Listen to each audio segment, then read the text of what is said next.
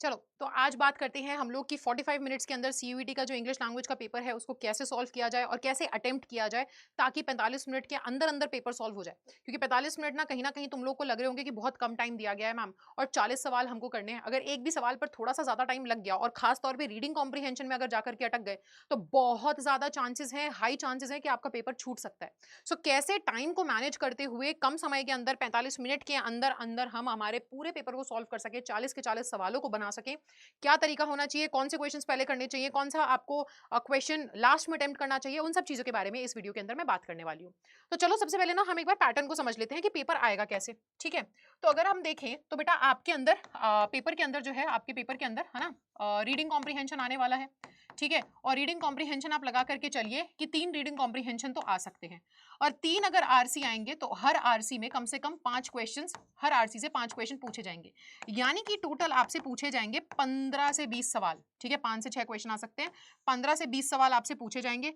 हर 15 question है ना, हर जो क्वेश्चन है 15 क्वेश्चंस के लिए, इन हर क्वेश्चन जो है वो आपका होने वाला है 5 नंबर का। तो 5 नंबर का होने वाला है, यानी कि तुम्हारा 75 से 90 नंबर का पेपर रहेगा। ठीक है ना, और यहां से तुम्हारे मैक्सिमम जो है वो मार्क्स बनने वाले हैं।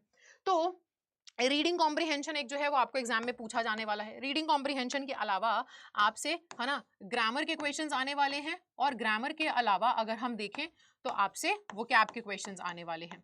ठीक है, सो ये 3 चीजें आपसे पूछी जाने वाली हैं। अगर अब हम देखें तो क्वेश्चन पेपर कुछ होगा कैसा, मैं आपको एक बार क्वेश्चन पेपर दिखा देती हूँ।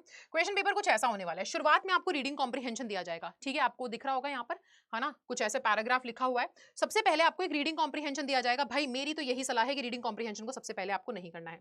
आप देख रहे हैं एक रीडिंग कॉम्प्रीहेंशन है ना, और यहाँ पे कम से कम 3 रीडिंग कॉम्प्रीहेंशन आए हैं। एक रीडिंग कॉम्प्रीहेंशन जो है वो न्यू दिल्ली के उस पर बात कर रहा है, दूसरा रीडिंग कॉम्प्रीहेंशन जो है वो कहीं ना कहीं रेन के बारे में बात कर रहा है, और अगर हम तीसरे रीडिंग कॉम्प्रीहेंशन के बारे में बात करें, 3 रीडिंग कॉम्प्रीहेंशन आते हैं, पिछले साल का पेपर है ये, इसके अंदर भी 3 रीडिंग कॉम्प्रीहेंशन आए थे।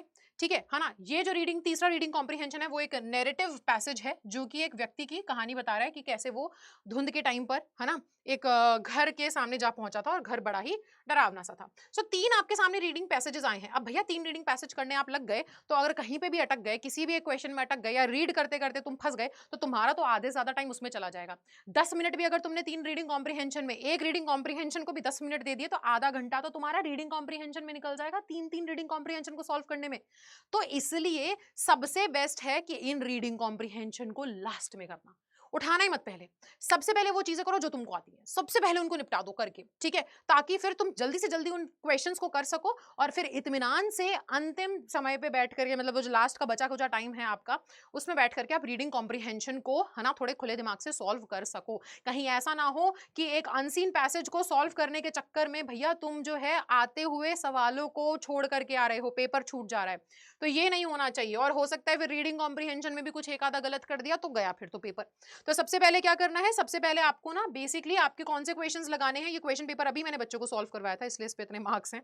सो आपको सबसे पहले कौन से क्वेश्चंस लगाने हैं, आपको लगाने हैं बाकी के क्वेश्चंस। रीडिंग कॉम्प्रीहेंशन जो है उसके देख लो स्टार्टिंग में कितने रीडिंग कॉम्प्रीहेंशन के क्वेश्चंस है, और उसके बाद से क्वेश्चंस को सॉल्व करना चालू कर दो। ठीक है ना, उसके बाद से आपको क्वेश्चंस को क्या करना चालू करना है, उसके बाद से आपको क्वेश्चंस को सॉल्व करना चालू करना है। फॉर एग्जाम्पल देखो, मैं आपको यही दिखा रही हूँ कि अगर हम देखें तो हमारा ये देखो क्वेश्चन नंबर 27 जो है फ्रेजल वर्ब के ऊपर है ना कहीं वोकैब से या ग्रामर से क्वेश्चंस आएंगे। अब होता क्या है कि ग्रामर का ना आप पूरा पढ़ करके गए हो, ग्रामर में कट टू कट रूल्स होते हैं, तो आप ना जैसे क्वेश्चन को पढ़ोगे, नरेशन का क्वेश्चन आ गया, आप कट टू कट जल्दी से, आपको सेकंड्स नहीं लगेंगे आंसर करने में। वॉइस का क्वेश्चन आ गया, सेकंड्स नहीं लगेंगे आंसर करने में, क्योंकि पढ़ के गए हो इतनी बार, वो रूल्स आपने रिवाइज कर रखे हो, तो आपकी नजरें तुरंत आपको आंसर बताएंगी। या फिर आपके सामने ट्रांसफॉर्मेशन ऑफ सेंटेंस आ गया कि एजर्टिव टू एक्सक्लेमेटरी कर दो, एक्सक्लेमेटरी टू एजर्टिव कर दो, या लेटर का कोई क्वेश्चन आ गया, तो आप तुरंत जल्दी से जल्दी उसको सॉल्व कर दोगे। सो इससे होगा क्या कि भैया जो चीजें हमें आती हैं, जिसमें हमें कॉन्फिडेंस है, रीडिंग कॉम्प्रीहेंशन में भी कॉन्फिडेंस बन भी नहीं रहा होगा, क्योंकि पता ही नहीं है ना क्या आने वाला है, कैसा आने वाला है। सो कहीं ना कहीं है ना आपका कॉन्फिडेंस बिल्ड भी हो जाएगा। तो सबसे पहले रीडिंग कॉम्प्रीहेंशन को नहीं करना है, लास्ट में उसको करना है। आप रीडिंग कॉम्प्रीहेंशन के बाद से उठा दो सारे सवाल और उनको करने लगो। ठीक है ना? जैसे कि अब यहाँ पे आपके कुछ फ्रेजल वर्ब के क्वेश्चंस हैं, या फिर आपसे देखो कुछ ऐसे मैच द फॉलोइंग पूछे गए हैं एंटोनिम सिनोनिम्स के। इनको सबसे पहले आप सॉल्व कीजिए। सबसे पहले आप मॉडल वर्ब का ये क्वेश्चन हमें नजर आ रहा है ना? सो ये जो आप पढ़ के जा रखे हो, बहुत बार आपने पढ़ रखा है, देखो देखते के साथ हमें ये क्वेश्चन समझ में आ रहा है कि यहाँ पर कहीं ना कहीं ब्लेसिंग दी जा रही है, और हम जानते हैं ब्लेसिंग्स हमें की मदद से देते हैं। ये वर्ड जो है ये यूज होता है, ये मॉडल वर्ब यूज होता है। तो हमें सेकंड्स भी नहीं लगे, 2-2 सेकंड में हम आंसर दे रहे हैं और हमारा पूरा टाइम बच रहा है। तो क्वेश्चन पेपर को अटेम्प्ट करने में सबसे बड़ी गलती ना करें कि रीडिंग कॉम्प्रिहेंशन से अपना पेपर ना शुरू करें। सबसे पहले जो चीजें आती हैं, जिसमें माहिर हो, जो अच्छे से कर लोगे, कॉन्फिडेंस बूस्ट करेंगी, उनको करो। आते हुए पेपर को नहीं छोड़ के आना है, ठीक है? सबसे पहले ग्रामर और वोकैब के क्वेश्चंस कर लीजिए और लास्ट में उठाइए अपना रीडिंग कॉम्प्रिहेंशन। जल्दी से जल्दी इनको निपटाने की कोशिश करो सही तरीके से। जल्दबाजी में गलती नहीं करनी है, क्वेश्चंस को ध्यान से पढ़ना है, ठीक है? इसको जरूर ध्यान रखना, क्योंकि यहाँ पर मैं आपको बता दूं, क्वेश्चन पेपर कैसे अटेम्प्ट करना है वो तो मैं बता रही हूँ, लेकिन आपको कहाँ गलती नहीं करनी है वो भी बता रही हूँ। ये लोग कई सीयूटी में होने क्या वाला है ना, कि वो आपको एक्चुअल में फंसाएंगे कैसे। वो आपको ना यहाँ पे देखो ऑप्शंस आप देख रहे हो, मैं आपको एक ना बहुत बढ़िया सा एक एग्जांपल देती हूँ। देखो हमने ना बहुत सारे ऐसे क्वेश्चंस देखे हैं कि आपसे क्वेश्चन पूछा, ठीक है? क्वेश्चन पूछा, आपको बोला 1 2 3 या 4, ठीक है? अब आप इसका आंसर करने जाओगे ऑप्शन नंबर है ना 1, ठीक है? अब इसी के बाद अगर मैं आपको दिखाऊं तो एक ऐसा क्वेश्चन आएगा जिसके अंदर, ठीक है, जिसके अंदर इस तरीके से वो आपसे बोलेंगे कि एडिशन का, ठीक है, फॉर एग्जांपल एडिशन का क्या बता दीजिए, ऑपोजिट बता दीजिए।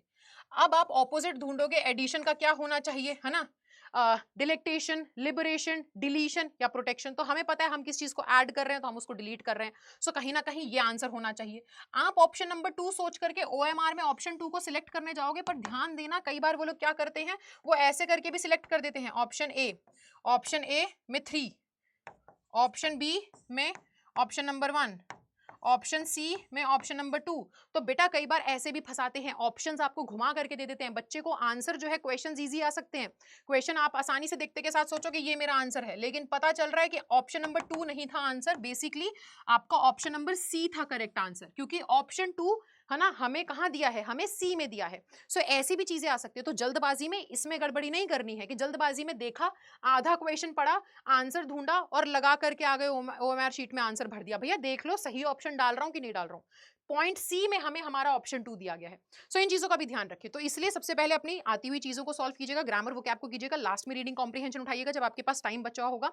कोशिश करना जल्दी से जल्दी सॉल्व कर सको, एक्यूरेसी के साथ, सटीक जवाब, सही जवाब देना है, कम से कम समय में देना है, ठीक है? इनको निपटा करके लास्ट में रीडिंग कॉम्प्रिहेंशन पे बैठे। और ऑलरेडी मैं आपको लिए एक वीडियो बना चुकी हूँ जिसमें मैं आपको बता चुकी हूँ कि रीडिंग कॉम्प्रिहेंशन को सबसे तेजी से सॉल्व करने का क्या तरीका होगा और सबसे आसान तरीका क्या होगा। तो उस वीडियो को जाकर के जरूर देखना, ताकि रीडिंग कॉम्प्रिहेंशन भी आप है ना तेजी से और आसान तरीके से जल्दी निपटा सकें और अपने इंग्लिश में 200 में से 200 नंबर ला सकें।